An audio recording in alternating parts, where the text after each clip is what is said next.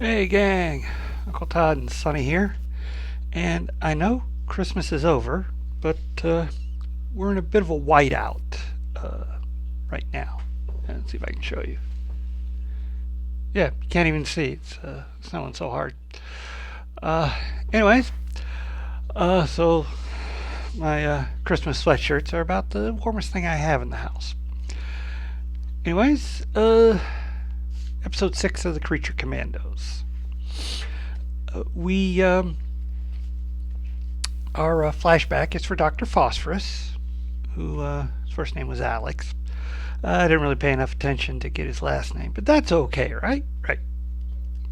Anyways, flashback has that he took money from a less than ethical source to fund his research into curing cancer with radioactive isotopes and things.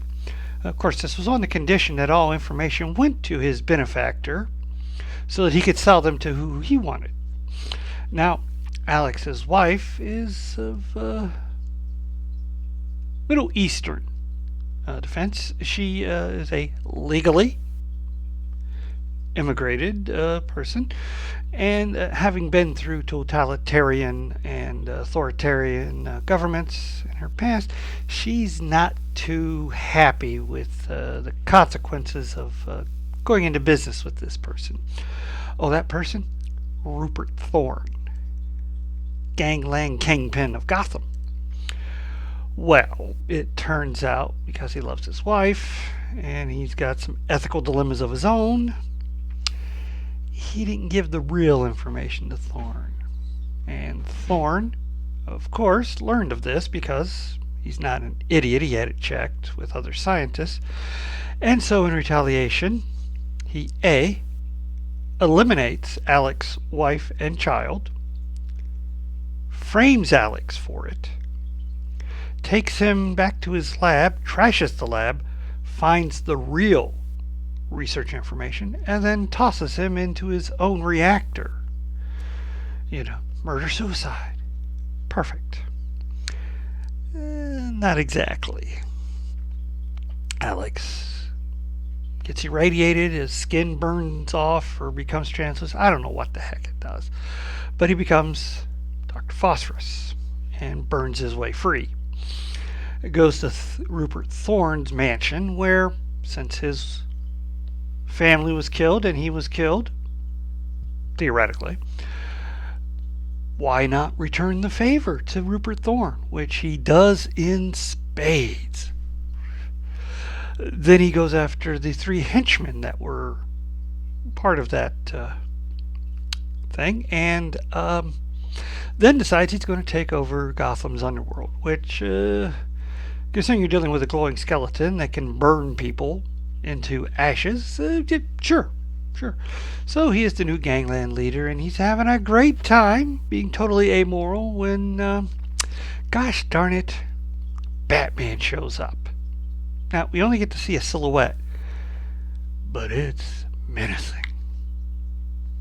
Anyways, that's how he ended up in the prison to become one of the Creature Commandos. Getting back to the present, the rest of the episode's a bit of a placeholder, as we're just killing time until we get to the final episode. Eric dropped Flag off at the hospital, where, of course, Waller was notified, and she shows up. Now, Flag's not dead. He's got his back broken, a lot of internal injuries. He could pull through. And until he does, they don't know why what happened. But are pretty sure they know who dropped him off from the description and where he'll be heading. Which he does, because they notify all Port Authority, but he takes care of the passengers on a private charter and has the pilots fly him back to Pakistan.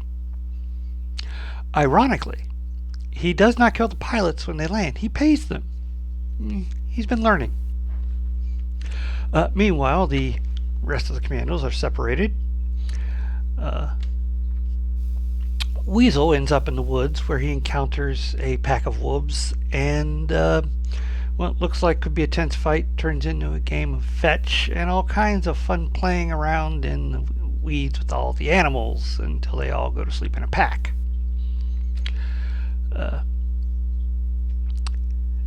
Nina and the bride, they end up running into each other and hiding in a bordello, where under threat of killing everybody, they lie to the searching soldiers.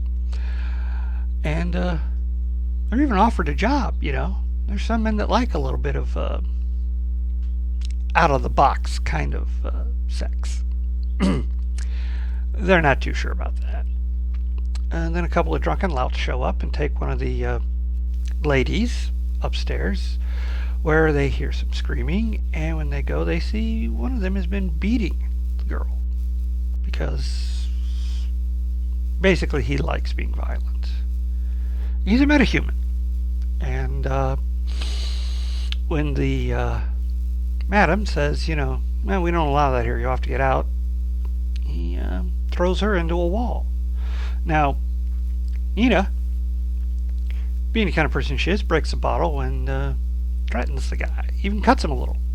But he shoves her out of the way, which ticks off the bride. Now, he gives her a punch that throws her completely through a couple of walls.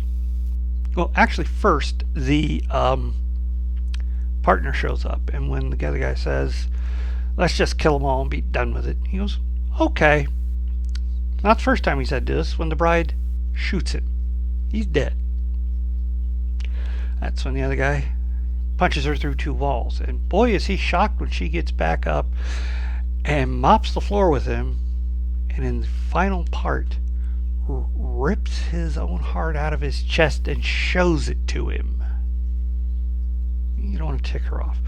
But then, after all this excitement, they decide to leave. As for Dr. Phosphorus, he breaks into a house and hides there and meets a little girl. And she's hungry, so he makes some cereal for her.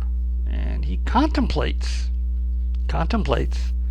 having to eliminate her because she's witnessed him. But memories of his own family kind of crowd in, and he ends up playing flying with her, you know, like you do with a kid. You throw him up, you catch him, throw him up, you catch him. And she's laughing, which brings her parents in, and he puts her down, sends her back to her parents, and then asks which way to the castle,